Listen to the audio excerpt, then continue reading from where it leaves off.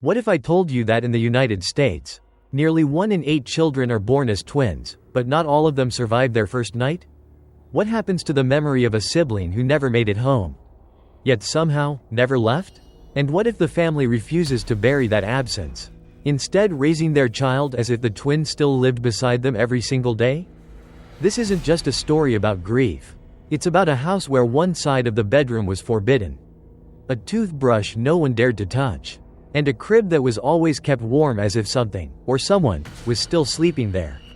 Ethan Cole thought he had escaped his childhood nightmares when he left Ashwood, Pennsylvania, but after his mother's sudden death, he returned to a home that hadn't aged a single day, where the air felt colder on one side of the room, and where his brother, the one who died at birth, seemed to still be waiting. Stay until the very end, because every detail matters. And what Ethan found inside that house will haunt you long after the story is over. When Ethan Cole drove back into Ashwood, Pennsylvania, the town felt smaller than he remembered. The old mills stood like skeletons. The diner where his parents used to take him was boarded up. And yet, his childhood home looked untouched, like a photo trapped in time. He hadn't been inside for more than a decade, not since he left for college, but after his mother's sudden passing and his father's permanent move to a care home. There was no choice. Someone had to clear out the house. Walking through the front door, Ethan expected dust, silence, and the stale odor of abandonment. Instead, the air carried a faint sweetness, almost medicinal, like his mother had just cleaned yesterday. The furniture hadn't shifted an inch. Picture frames still lined the mantel. His childhood drawings still pinned to the corkboard in the hallway. And then there was the room he had tried so hard to forget, the nursery. 2 cribs stood side by side. One bare, one perfectly made. The name plaques above them still read Ethan and Daniel, hand-painted in soft blue cursive. Ethan froze at the threshold. It wasn't just nostalgia, it was wrong. The blanket in Daniel's crib was smooth, the mobile above it faintly swaying, though no one had touched it in years. I've been in abandoned houses before, but this felt different. I could almost sense someone had been here all along, tending to the space in silence. What struck Ethan most wasn't the preservation of the house, it was the intent. Someone, likely his mother, had been maintaining the illusion of 2 children long after Daniel's death. I can tell you from my own experience visiting neglected homes, the first sign of a place truly abandoned is dust on the glass.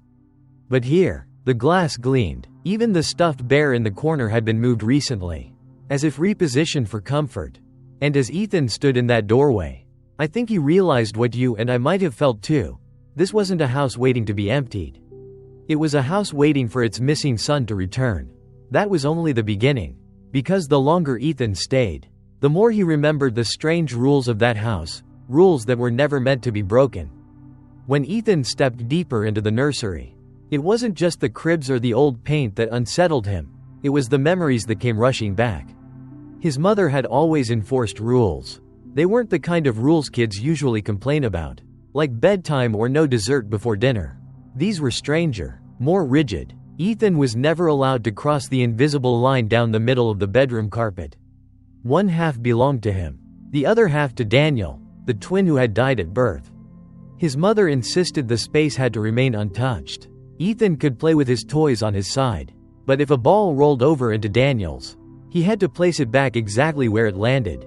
Even the toothbrushes were divided, one green, one blue. He wasn't allowed to use the blue one. Once, when he did out of curiosity, his mother slapped his hand so hard he never tried again. I know this might sound like some strange coping mechanism, but here's the part that always chills me. These weren't just symbolic gestures. The crib on Daniel's side was always freshly made. The mobile above it was wound every night until the spring wore thin. And Ethan swore the stuffed rabbit by the pillow would move positions depending on the day, as if someone had been tucking it in. Friends noticed too. One boy, Tyler, stayed for a sleepover when they were about 9. He laughed nervously about the second crib at first, but around midnight he shook Ethan awake. Pale and shaking, someone whispered in my ear. He said, he told me to get out of his bed. Tyler packed up and left before the sun came up, and his parents never let him return. The house seemed to punish Ethan whenever he broke the rules. If he forgot to say, "good night, Daniel," before bed, The closet door would slide open at exactly 3 in the morning. If he misplaced Daniel's toys, he'd wake to find his blanket neatly folded on the floor, as though removed by unseen hands. By the time he was 10, Ethan stopped fighting it. He played along, because in that house, pretending Daniel was still alive wasn't just easier, it was safer. And that's what makes this story different from the usual haunted house tales. This wasn't a case of a child's overactive imagination. There were patterns, punishments, and witnesses. To me, that suggests something more than grief was at work here. Something was enforcing the rules when his mother wasn't watching. But the deeper mystery came later, when Ethan uncovered the truth his mother had tried to hide. Because behind those rules was a secret that explained why Daniel's presence never faded, even decades after his supposed death. It was in the attic, tucked behind a box of moth-eaten blankets and old Christmas ornaments. Where Ethan found it, a small, faded notebook with silver stars pressed into the cover. At first glance, it looked harmless, like a baby journal. The kind of keepsake every parent starts but rarely finishes. But the moment he opened the first page, Ethan knew this wasn't just a record of milestones. It was something darker. The early entries were innocent enough.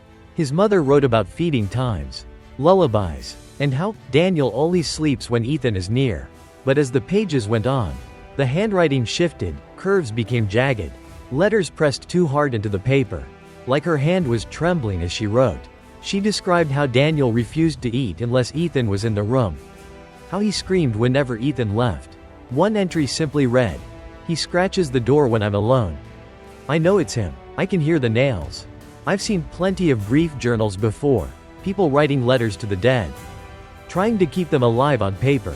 But this was different. These entries stretched years beyond Daniel's death, tracking his development as if he had kept growing.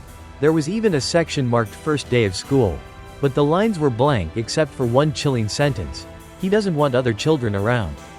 One page had been torn halfway out, its edges burned, as if she'd tried to destroy it. But the words still visible said, "I think he knows I lied about his death." That's the kind of confession you don't expect to find in your own mother's handwriting.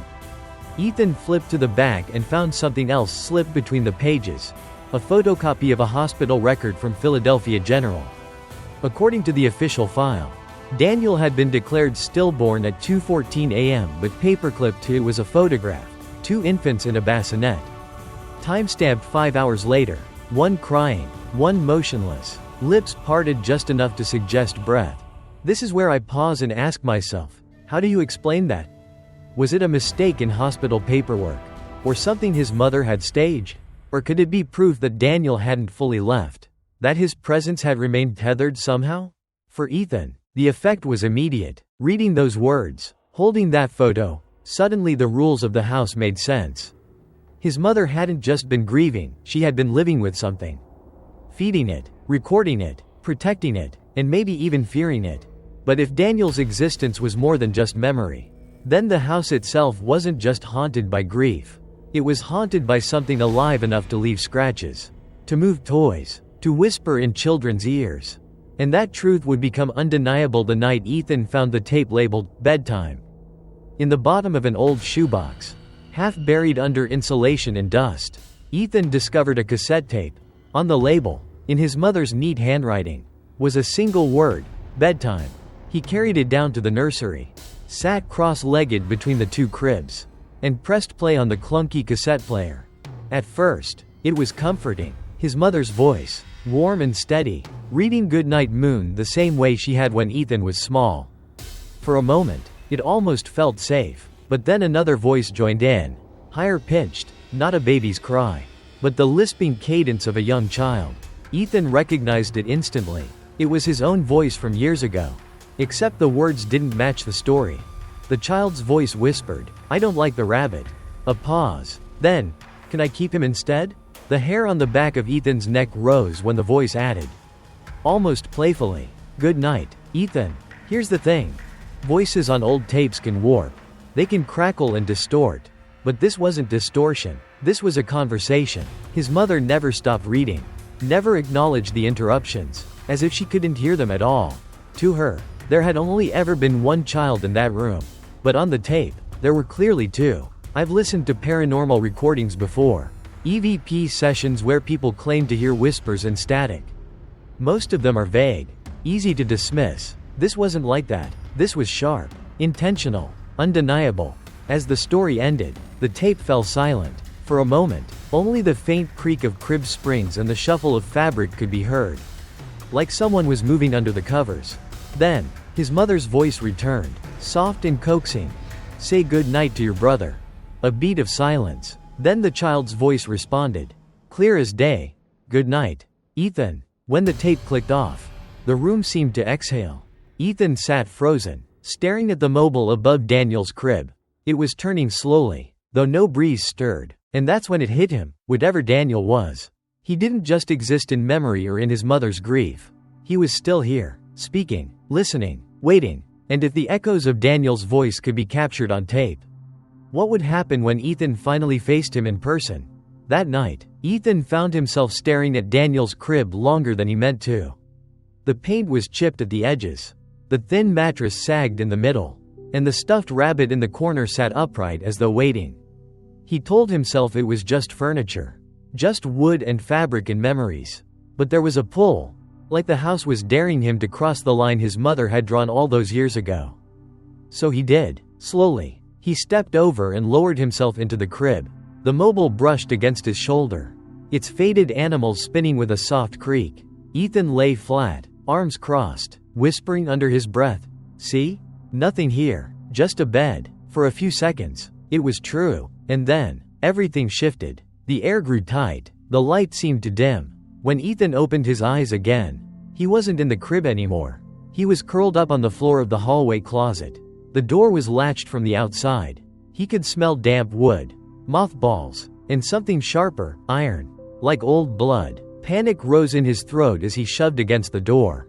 Once, twice, until it finally cracked open on the third try. When he stumbled out, he realized he wasn't empty-handed. Resting across his knees was a baby's onesie. Pale yellow, embroidered with a tiny bear over the heart.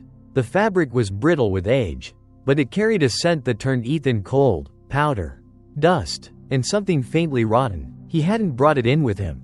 It was waiting there, inside the closet. The walls told their own story.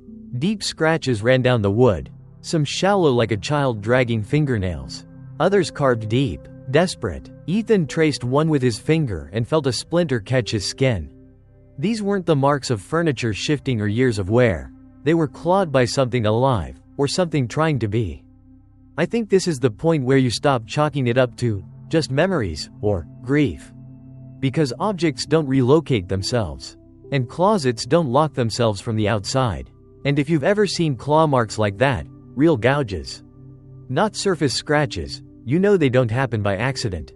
Ethan backed out of the hallway slowly, clutching the onesie, his heart racing. He knew now that Daniel's presence wasn't confined to stories, journals, or tapes. It had weight, it had hands, it could touch. And that realization made the next night even more terrifying.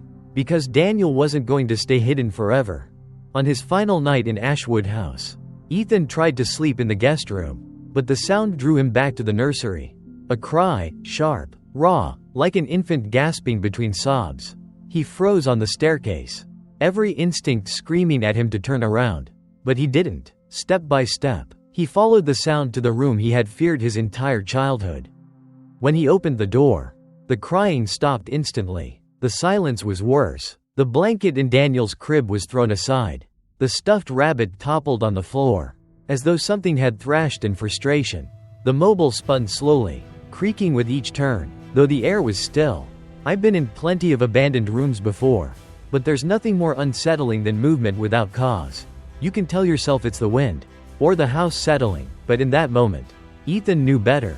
Then came the sound of the closet door, a soft groan, hinges shifting, not from age, but from something used to pushing its way out. A small hand, pale, impossibly steady, slipped around the edge of the doorframe. Ethan didn't scream. He didn't run. He whispered, "I'm here, Daniel." He reached down, and the hand clasped his in return. The skin was ice cold.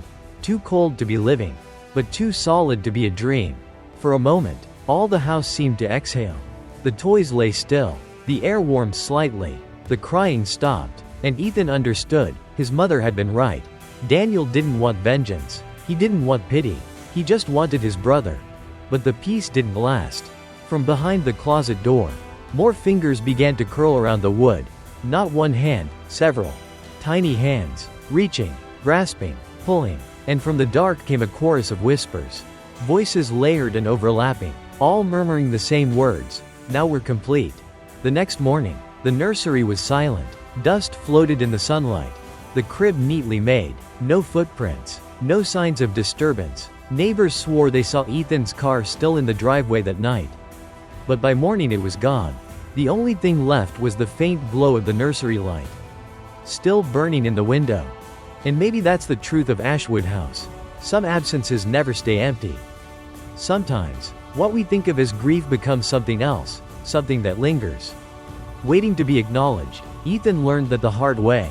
So let me ask you, if you ever found yourself in a house like his, where the rules were too strange to ignore, would you dare to play along? Or would you risk breaking them, knowing something was still listening in the dark? If this story unsettled you, share your thoughts below. Do you believe Daniel was real, or was it grief twisting reality into something else? And don't forget to like and subscribe, because the next story might just make you question what's lurking in your own home.